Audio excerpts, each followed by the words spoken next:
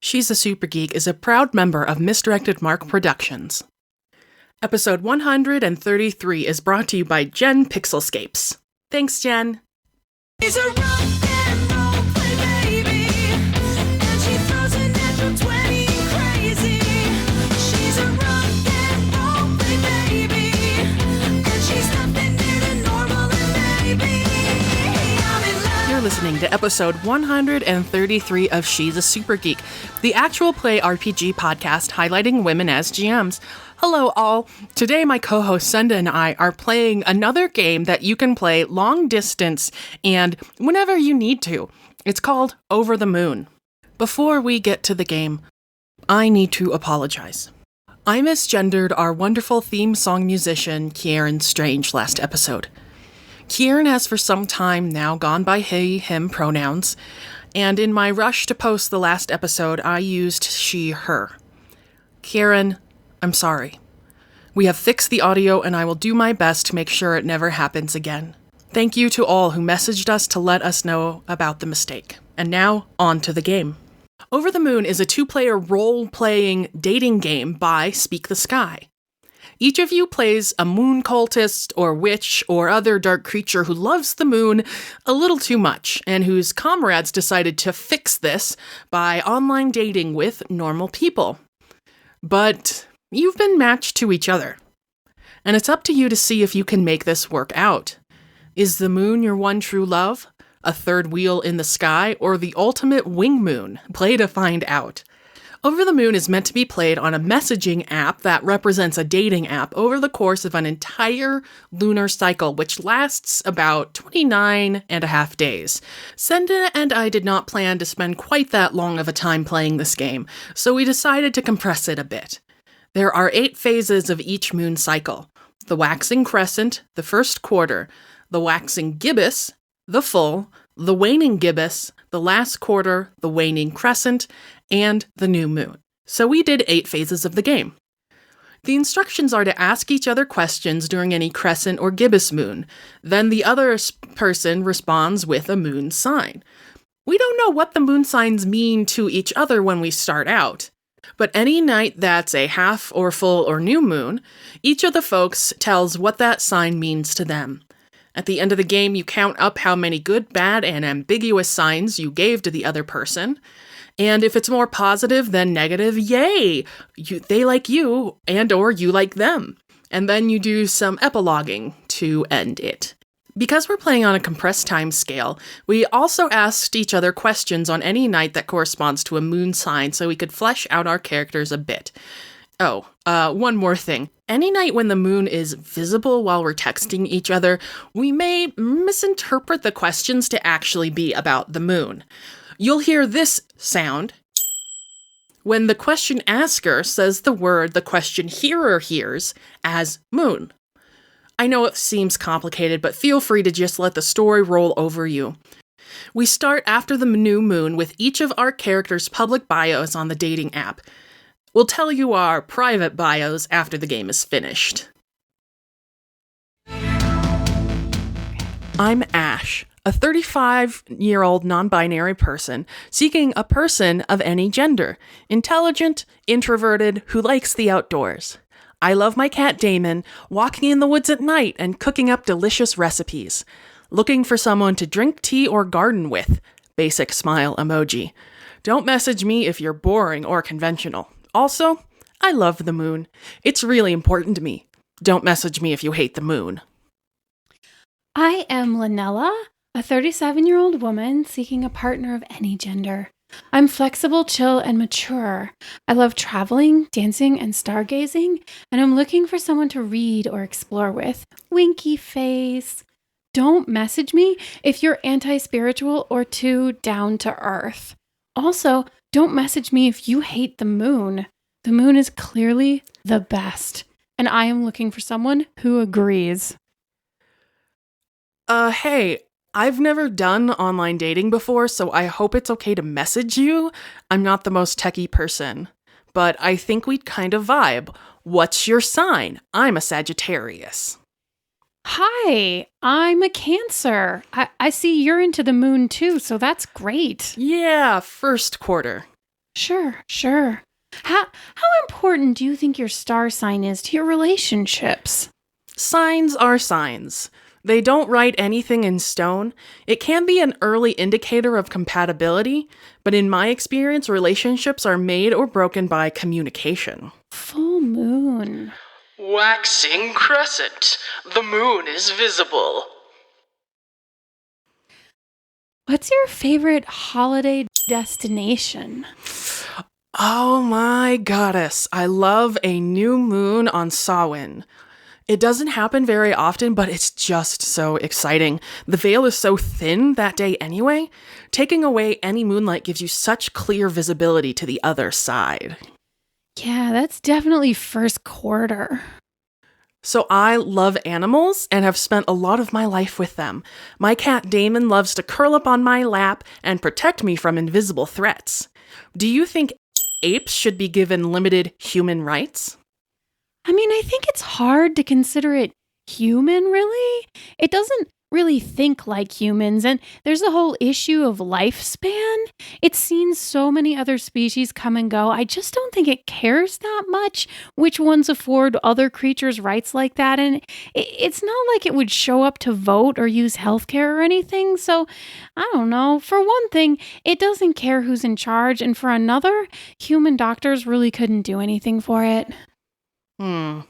Giving that one a full moon. First quarter. Moon is visible. Language is really important to me. How people speak and communicate says a lot about their priorities in life. Do you think language is political? Honestly, I think it's so distant, it really doesn't care. I think it plays politics on just a completely different scale. Now, we could talk about particular communities and their politics, but it just makes me angry, really. It doesn't communicate the same way that we do, and then people use language to politicize what they think it said, but it's so open to interpretation, you know? Last quarter. Let me share something with you. It's the first quarter after the new moon, and in my belief, that's kind of an ambiguous sign. I think it's an iffy sign, kind of leading negative because the moon is just going to get more full before it gets darker. Oh, that's really interesting. I also see the quarter moon after the new moon as ambiguous just because it's in transition. So I was just wondering, what are your thoughts on this? Is it okay to be married to more than one person? I'm not sure I want to be married to any of them. They're ancient, and I don't think they want to be married at all. We're like a blip on their radar. I just don't understand that kind of marriage. I don't get why people would want something like that. Last quarter. That's an interesting take, though. Waxing gibbous, the moon is visible. Do you think most people would like to be like you? I mean, do you see yourself as like a role model? Why wouldn't people want to be them? They're big and dynamic and control the tides. I see myself as a role model, definitely. The more we look up to them, the better our lives can be. I never wake up without checking my calendar first so I know what phase they're in. Super full moon. I worry about how technology dependent our world has become. I prefer in real life, or IRL, as you youths say. Assuming they exist, would aliens want to contact us if they saw the internet? I mean, who's to say they haven't already? Just because humans don't see or understand something or someone to be different doesn't mean that they aren't. I mean, I'm not from around here personally, and here we are talking, so you really can't tell if the internet might personally affect any given being's desire to talk to humans or not. I mean, I guess what I'm saying is it depends on the being, really. Interesting. I appreciate your thoughts. New moon. Full moon. Moon not visible. So I noticed on your profile it says that you don't want anyone anti-spiritual. I'm a very spiritual person, but usually it's a private thing for me because people don't like what they don't understand. Witch hunts and all, you know. What kind of spirituality are you into? I'm into moon-based spirituality. I consider myself very directly spiritual.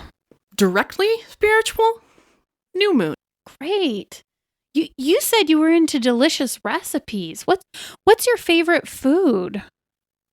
When I was a kid, my grandmother would make these delicious little fried hand pies. She'd fill them with, whatever we could, rabbit or venison or eel, a simple dough and a lot of lard, and you'd have the tastiest thing you've ever eaten. I haven't been able to recreate it fully. Most days now, I experiment with mixing teas and brewing stews. Just throw things into a pot and see what happens. Very first quarter of you. So it's the full moon tonight. And for me, when the moon is full, I consider that to be auspicious because I can see all of the geography of the moon. And I like looking at the geography because it reminds me of home. How do you feel about the full moon? I'm not a fan of the full moon. It's too bright. Too many people can see what's going on at every time, even at night. I like my privacy. It's not about the moon itself. I don't always trust people fully. Waning gibbous, the moon is visible. That's an interesting take on the full moon. So, I know you like animals. Do you think it's morally acceptable to clone them? No. I don't even know how you could possibly do that. Isn't one enough? I mean, I know there are others out there, but our ecosystem is so fragile. Cloning would wreak disaster on our world. It's one thing to clone humans, get rid of diseases, but don't clone them. Huh. That's a full moon from me. All right, time for another political one. Not that I'm litmus testing or weeding out or anything. Just looking to see if we share some similar thought processes.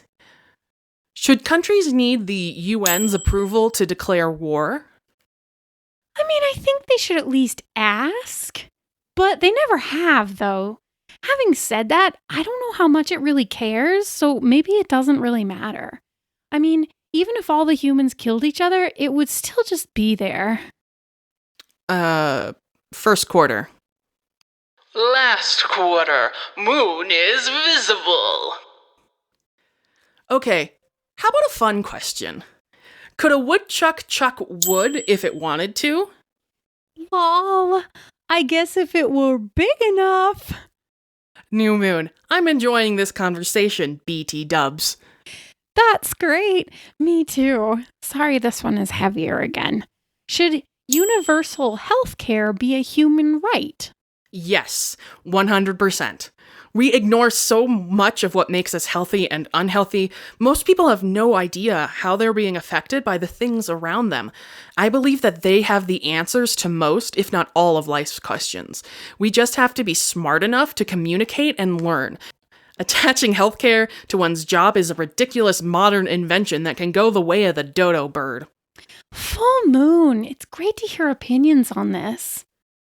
The last quarter, in my beliefs, is ambiguous, but leaning towards good. After a lot of getting lighter, it's finally getting darker again, and it's in the dark where our true motives shine. That's very interesting. To me, the last quarter is ambiguous, leading somewhat unfortunate. The most important thing to me is being able to see the moon, so it makes me sad when I know it's becoming darker again. Waning crescent, moon is not visible. So, if we went on a date, which would you prefer? Museum or theater? Museums are so boring. We live history. We love theater. I could never go as a younger person, so it's a real treat to go now. I'm not a big fan of the cinema. Live theater is truly where art is at its peak. Full moon for sure. I know the cinema is big for people your age. What's your favorite film? My favorite has always been Le Voyage dans la Lune. Even though I know it's a bit outdated these days, it's pretty fictional. But it was an interesting, if somewhat abstract take. I guess I'm still into older filmography. Heck yes! New moon. Do you want to meet in person? Lynella and Ash meet up at a local coffee shop and discover that they have so much in common. It took a while for all of their secrets to be revealed, but once everything was on the table, they realized how they could help each other. Our story ends with the two date friends holding hands, looking up at a full moon, and making plans together. I am a 157-year-old lunar spirit named Linnell, seeking to return to my homeland, the moon, from exile. I am a 135-year-old non-binary witch named Ash, seeking a stellar companion I can make immortal alongside of me.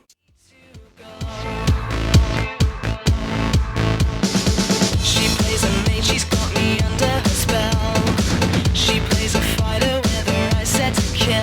I play, and I can't look away, yeah. She takes We hope you enjoyed episode 133 of She's a Super Geek. If you liked what you heard, please go online to Stitcher or iTunes or wherever you get your podcasts and leave us a 5-star rating and review. We really appreciate it. You can join our Patreon, patreon.com/sasgeek. We really appreciate each and every one of those patrons. All of you are fabulous. Thank you so much. Follow us on Twitter at SAS Geek Podcast or go to our website, sasgeek.com. Our theme song is Rock and Roll Play Baby by the amazing Kieran Strange. You can find his music, merchandise, and tour dates online, kieranstrange.com, or on Twitter at kieranstrange. If you liked what you heard on She's a Super Geek, check out the other shows on Misdirected Mark at misdirectedmark.com. We hope you're all doing well in this difficult time. Join us in 2 weeks for our next adventure. defenses. I'm ready.